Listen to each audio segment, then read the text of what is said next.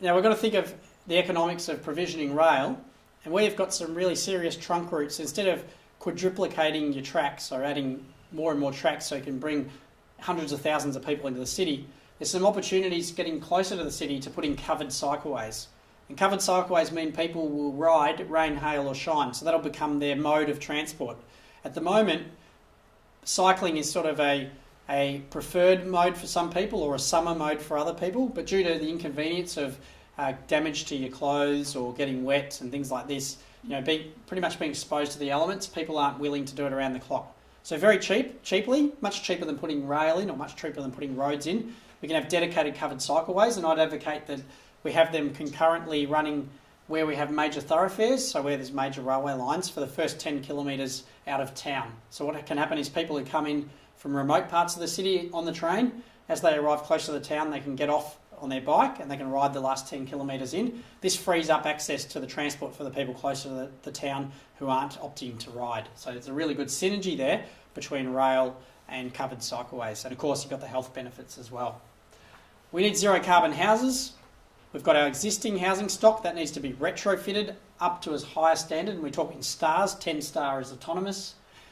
We can get existing houses up to 7 star, and that means that they'll only need a very small amount of heating to boost them in winter, but the rest of the year they'll run fairly autonomous on heating and cooling.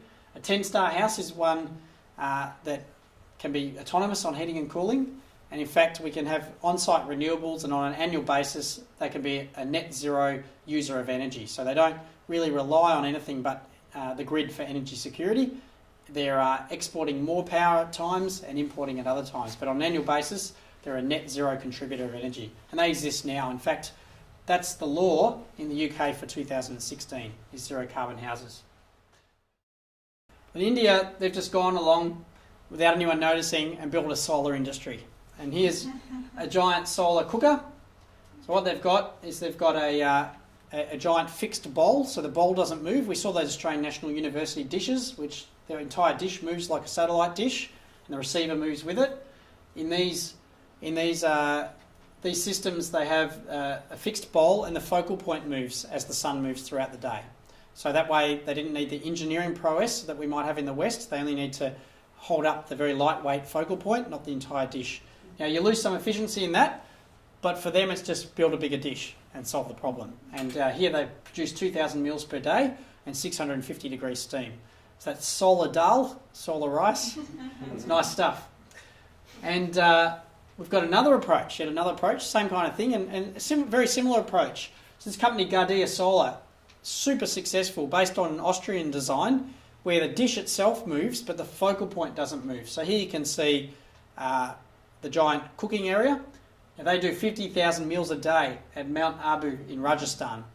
So that's a giant system. Here you can see all the dishes lined up, and they're all pointing at the common focal point. I've got some more photos for you. So here you can see the men assembling, and the boy there assembling the dish. We've got the central receiver piping going in. We've got all the dishes laid out ready for installation. And here you can see some more construction photos, and to the right you can see the workers in the giant kitchen cooking the meals. So this company, Gidea Solar, has hundreds of systems all over India and is expanding all the time. In fact, they're even taking this particular technology and applying it to electricity production. So originally they just went for steam for cooking, because that's where they could directly provide all the heat and really help out these customers, which include schools, military depots, hospitals. Here we've got ashrams, community cooking facilities, so all of these. They're now branching out and doing power production and solar crematoriums. So well ahead of where we are, as are the Swedish. Now we know Sweden is your sunny destination.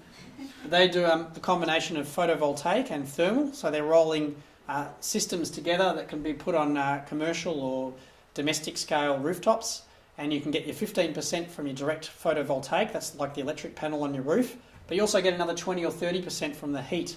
And by taking that heat away and using it to drive an air conditioner, or using it to drive direct heating during the winter, you're actually increasing the efficiency of the electricity production. So you're sort of getting an advantage there for your electric output, as well as utilising the heat.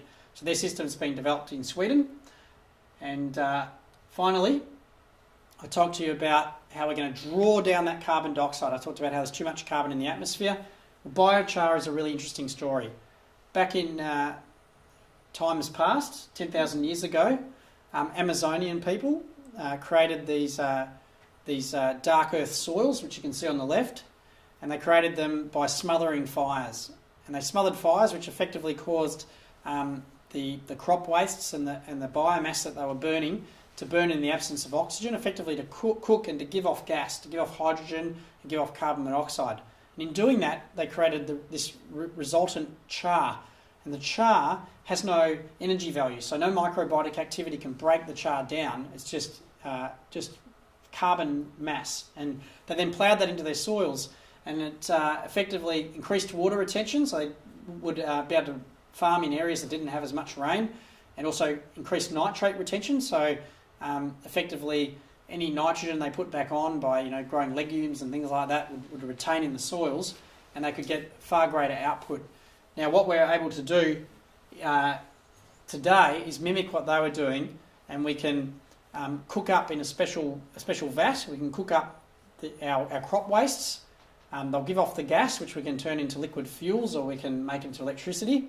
So liquid fuels are good on farms. That's a good use of the energy value. And the remaining char can be put into soils, increase crop yields. So you get 2 corn ears per stalk instead of 1 corn ear. So you double your production on site in many instances.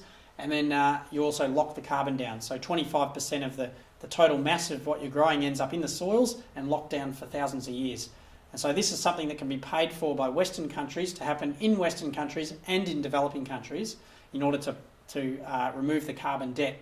And by doing that, we're then saying to developing countries, come on board, step forward with us, and really seriously address climate change like we should. So I guess that's a bit about how we should head, and you can log on to our website at beyondzeroemissions.org to find out more about us, and we've got lots on all the sectors: transport, energy, land use and forestry, industrial processes, and replacing the export revenue that we get from coal exports. Thank you.